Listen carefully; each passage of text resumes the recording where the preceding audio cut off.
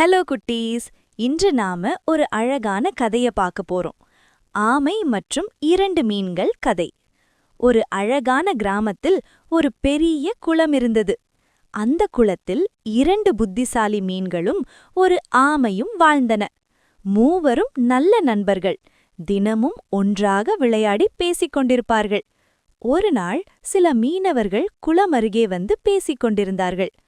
இந்த குளத்தில் நிறைய மீன்கள் இருக்கின்றன. நாளை வந்து எல்லாவற்றையும் பிடிப்போம் என்றார்கள்.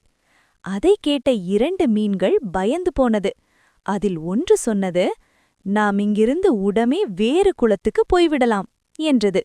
மற்ற மீனும் சம்மதித்தது. ஆனால் ஆமை சிரித்தது.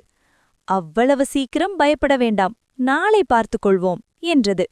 மீன்கள் மறுபடியும் சொன்னது, அபாயம் வருவதற்கு முன்பே நம்மை காப்பாற்றிக் கொள்ள வேண்டும். அந்த இரவே 2 மீன்களும் மற்றொரு குளத்துக்கு சென்றுவிட்டன. அடுத்த நாள் மீனவர்கள் வலை போட்டார்கள். குளத்திலிருந்த பல உயிர்களுடன் ஆமையும் வலையில் சிக்கியது. அப்போது ஆமை வருத்தத்துடன் நினைத்தது, நண்பர்கள் சொன்னதை கேட்டிருந்தால் நல்லது. நன்னெறி: அபாயத்தை முன்கூட்டியே உணர்ந்து செயல்படுவது அறிவு. இந்த கதை பிடிச்சிருந்தா லைக், ஷேர், சப்ஸ்கிரைப் பண்ணுங்க.